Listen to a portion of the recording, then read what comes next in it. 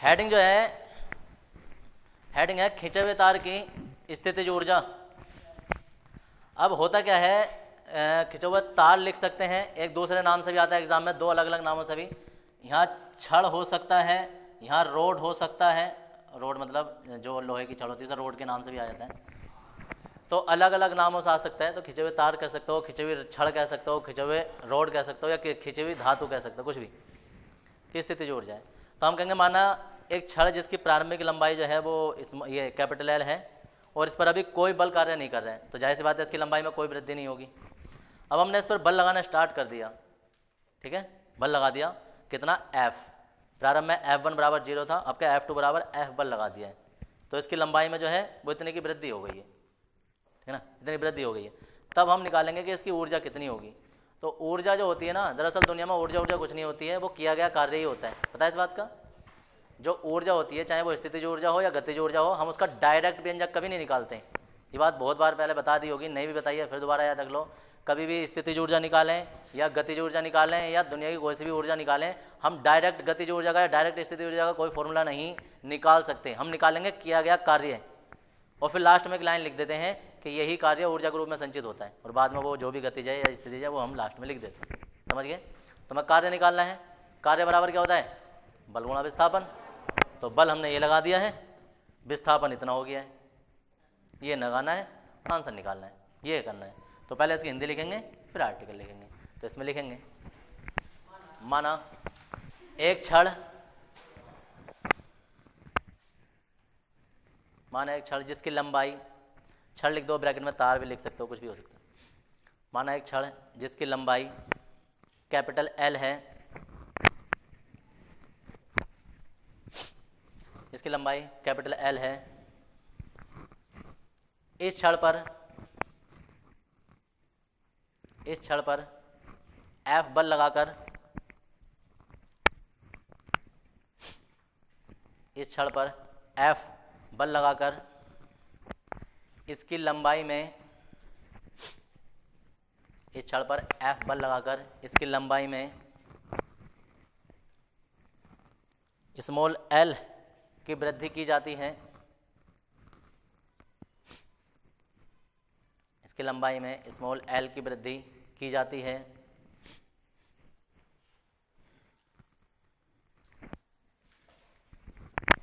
वृद्धि की जाती है तब छड़ पर कार्य करने वाला, तब छड़ पर कार्य करने वाला औसत बल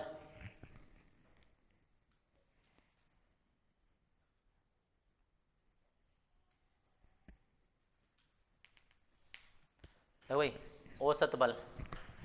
और औसत बल जब हम निकालते हैं ना,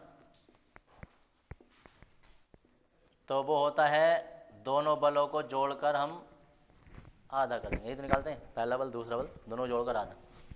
पहला बल 0 है, दूसरा बल जो है वो F है, और ये बटे 2 आ जाता है, यानी कि F बटे 2 आ जाता है औसत बल। ये औसत बल आ गया। अब हम कहेंगे कि बल द्वारा किया गया कार्य, और कार्य बराबर जो होता है वो बल गुणा विस्थापन होता है, लेकिन बल जो है यहाँ औसत बल काम कर रहे हैं, औसत बल गुणा, चित्र बना लिया था सबने, कार्य बराबर आ गया W, औसत बल बराबर आ गया है F/2, और जी विस्थापन आ गया है। अब जो है वो 1/2 F × L आ गया है। अब सम्मी का नंबर तो मानेंगे हम 1। अब हम कहेंगे चूंकि प्रतिबल बराबर जो होता है वो बल बटे क्षेत्रफल होता है, तिरछे गुणा कर देंगे, F का मान निकालना है हमें, तो इसलिए F बराबर क्या हो जाएगा, प्रतिबल गुणा क्षेत्रफल। इसे मानेंगे समय का नंबर 2। F का मान मिल गया, स्मॉल l का मान भी निकालेंगे। लंबाई में वृद्धि हो रही है, कौन सी विकृति होगी, लंबाई में वृद्धि हो रही है, कौन सी विकृति होगी? 3 प्रकार की विकृति होती हैं।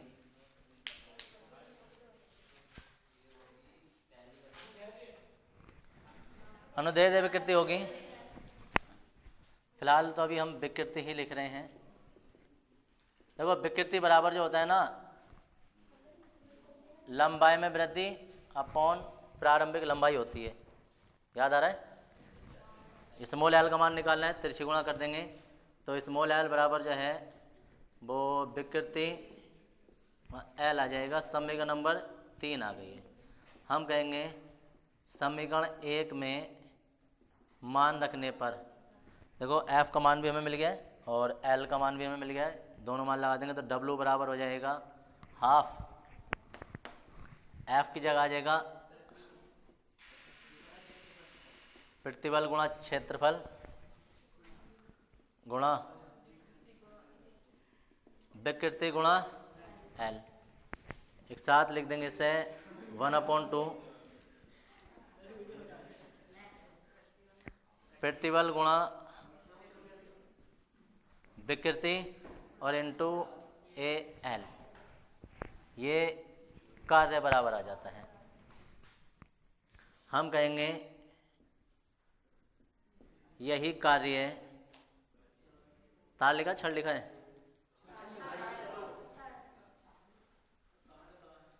यही कार्य, जिसने जो लिखा वो लिख देना। यही कार्य छड़ की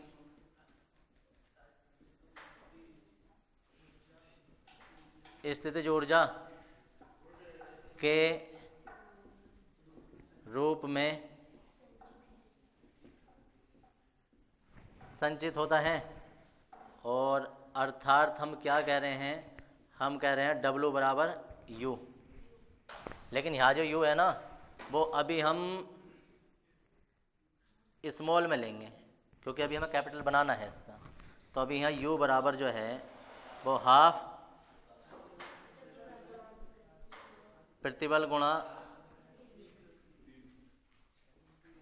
AL आ जाता है। ये फॉर्मूला हो गया है।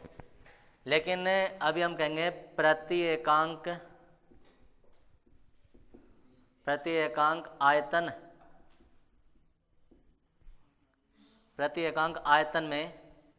आयतन में स्थितिज ऊर्जा। तो प्रति एकांक आयतन में स्थितिज ऊर्जा होगी ना, तो वो जो कुल ऊर्जा हमारी आई है वो आयतन से भाग हो जाएगी। ये जो ना ये तार के पूरे आयतन की ऊर्जा है, हम कहेंगे एक आयतन में कितनी हो जाएगी? तो एक आयतन में उसी चीज़ से भाग हो जाती है। प्रति एकांक क्षेत्रफल हो तो क्षेत्रफल बटे में हो जाएगा, आयतन हो तो आयतन बटे में हो जाता है। तो प्रति एकांक आयतन में ऊर्जा आ गई। अब B बराबर जो होता है ना, B बराबर वो AL होता है। कोई कहे ये क्या बवाल है भाई? कभी भी आयतन जो होता है ना, आयतन वो लंबाई गुणा चौड़ाई गुणा ऊंचाई से मिलकर बना होता है। यानी कि कोई सी भी दो दिशाएं जो होती हैं ना, दो दिशाएं वो क्षेत्रफल बना सकती हैं। लंबाई को छोड़ दो, ये क्षेत्रफल बन जाएगा। या कोई सी ये दो भी आपस में दो भुजाएं, चाहे वो लंबाई गुणा चौड़ाई हो, चौड़ाई गुणा ऊंचाई हो, या ऊंचाई गुणा लंबाई हो, कुछ भी हो, अगर जो दो दिशाओं के आपस में गुणा होगी, दो दिशाओं की, तो वो क्षेत्रफल बन जाएगा, चाहे वो B/H हो या कुछ भी हो। तो ये दो भुजाएं जो है ये क्षेत्रफल बना देंगे और लंबाई ये है। तो कभी भी आयतन का फॉर्मूला जो होता है ना, वो AL या AL किसी भी रूप में हम ऐसे दिखा सकते हैं। ये होता है आयतन का फॉर्मूला। तो ये B बराबर AL हो जाएगा और U की वैल्यू आई है हाफ प्रतिबल गुणा विकृति गुणा AL। AL से AL कैंसिल हो जाएगा और यहाँ तुम्हारे पास फाइनल फॉर्मूला आ रहा है U बराबर हाफ प्रतिबल गुणा विकृति। ये होता है खिंचे हुए तार की स्थिति ऊर्जा का फॉर्मूला। अभी रुक जाओ, इसकी विशेष स्थिति भी होती है, ठीक है ना जी। विशेष स्थिति में ये होता है कि ये फॉर्मूला प्रतिबल के लिए भी हो सकता है, विकृति के लिए भी हो सकता है। किस लिए नहीं हो सकता है? डायरेक्ट एग्जाम में ऐसा भी आ रखा है, बहुत बार आ रखा है, 2-3 बार, कि सिद्ध कीजिए और सिद्ध कीजिए, डायरेक्ट ये लिख देते हैं, सिद्ध कीजिए हाफ प्रतिबल गुणा विकृति, ऐसा करके। तो जरूरी नहीं है ऐसा करके आए, ऐसा भी आ सकता है। पहले इतना उतारो, फिर उसके बाद हम इसकी विशेष स्थिति और लिखेंगे।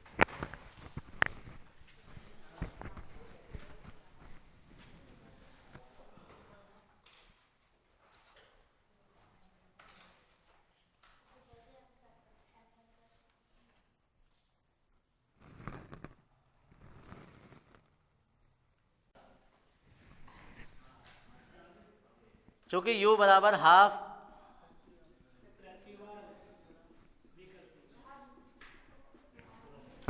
प्रति बल गुणा विकृति है।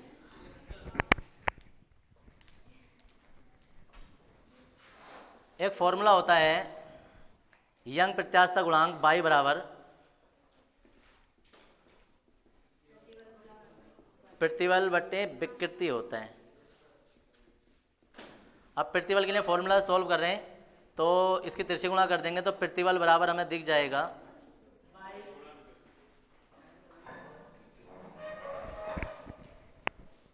ये वैल्यू लगा दो, इसलिए U बराबर हाफ विकृति और गुणा विकृति। दिख रहा है, एक विकृति तो ये आ गया। तो बाई बराबर ये U बराबर हाफ बाई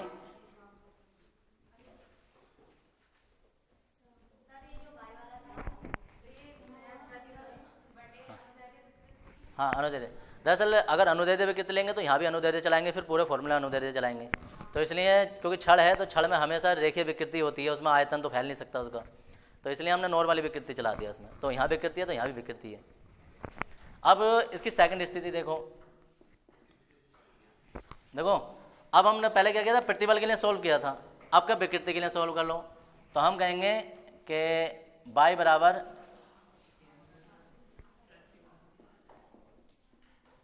प्रतिबल बटे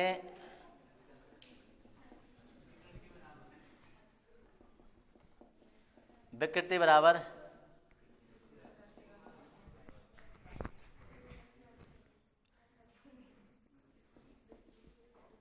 और जी प्रतिबल ये आ जाएगा और प्रतिबल यहाँ आ जाएगा और बटे बाई, यानी कि U बराबर हाफ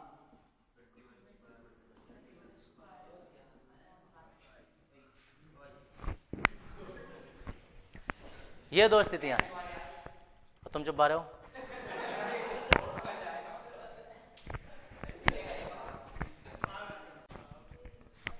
तने हुए तार के मध्य है, तना हुआ तार कैसा होगा,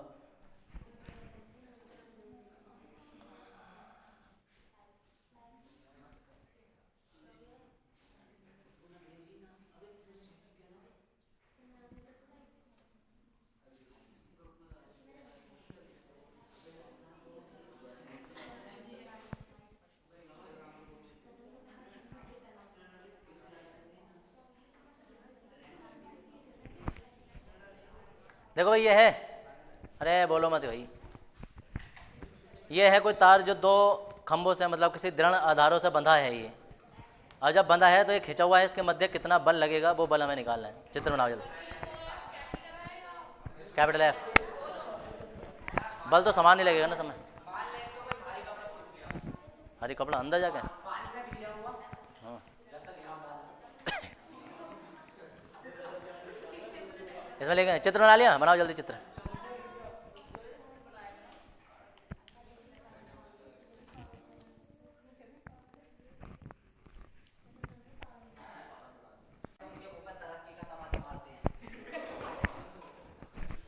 माना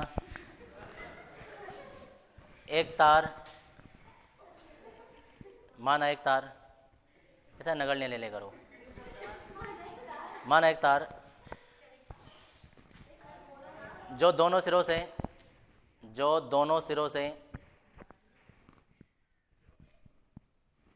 माना एक तार जो दोनों सिरों से दृढ़ आधारों से बंधा है, दृढ़ आधारों से बंधा है,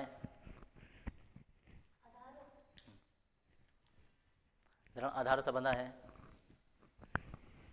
इस तार के ताप में परिवर्तन करने पर, ताप हाँ टेम्परेचर, ताप से संबंधित चीजें इससे अगले चैप्टर में 17 में उसमें 11वें चैप्टर में जाकर पढ़ेंगे हम। इस तार के ताप में परिवर्तन करने पर इसमें, इस तार के ताप में परिवर्तन करने पर इसमें एक तनाव बल उत्पन्न होता है, इसमें एक तनाव बल उत्पन्न होता है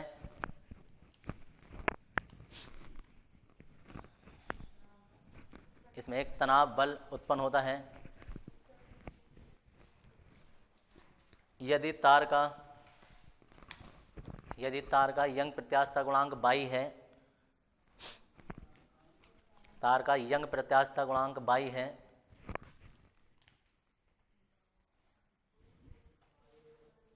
यंग प्रत्यास्थता गुणांक 22 है, तब यंग प्रत्यास्थता गुणांक 22, हाँ खाली में देखो 22 है, तब 22 बराबर जो है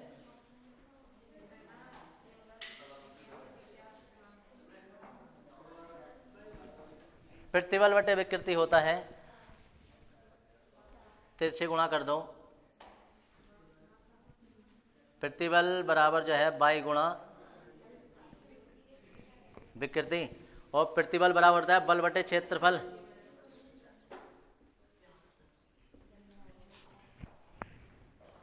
बाई गुणा विकृति, इसके तिरछे गुणा कर देंगे तो F बराबर बाई इंटू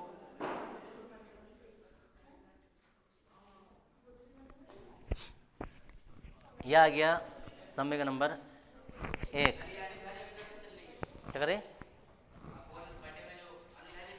हाँ अनुदैर्ध्य, तो अरे अनुदैर्ध्य में इसलिए नहीं लिख रहे क्योंकि जब हम तार बोले ना तो शुरू में समझाना होता है कि देखो लंबी चीज़ों में अनुदैर्ध्य विकृति है, कोई चौड़ी या कोई ऐसी चीज़ आयताकार विकृति है या कोण में बदलेगा तो है, लेकिन जब हमें पता चल गया कि कौन सी विकृति है तब उसका बार बार नाम नहीं लिखते, ऐसे ही चलता रहता है। अब हमें पता तार है तो जो विकृति होगी वो अनुदैर्ध्य है, अब हमें पहले से पता है इसलिए शो नहीं कर रहे। अगर जो कोई आयतन वाली चीज़ होगी जिसकी लंबाई भी हो, चौड़ाई भी हो, ऊंचाई भी हो, तो उसकी विकृति लिखेंगे तो हम खुद ही समझेंगे कि वो आयतन वाली विकृति होगी। ये तो वो शुरू में बताना था कि विकृति इतनी वाली होती है, अब तो नॉर्मल सब विकृति चल रही है। F बराबर इतना आ गया। अब हमें यहाँ से मान निकालना है विकृति का, तो हम कहेंगे यदि तार के ताप में परिवर्तन डेल्टा टी है, तब देखो ये रेखीय प्रसार गुणांक एक नई चीज है तुम्हारे लिए, 11वें चैप्टर में पढ़ेंगे हम इसे। रेखीय प्रसार गुणांक अल्फा बराबर जो होता है ना वो L upon delta T into capital L होता है।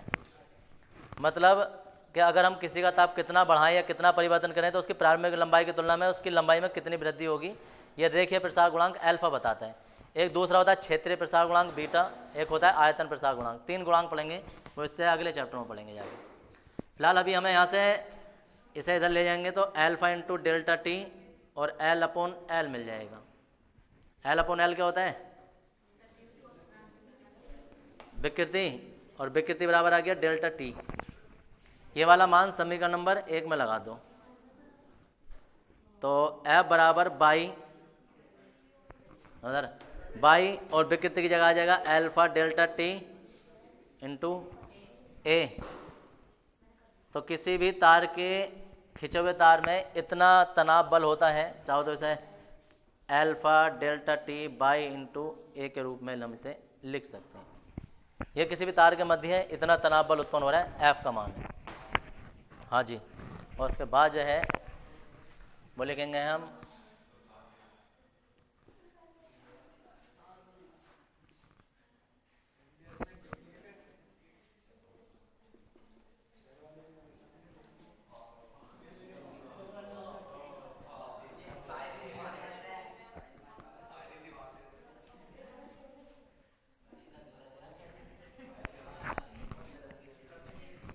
आयतन प्रत्यास्थता गुणांक का व्यंजक।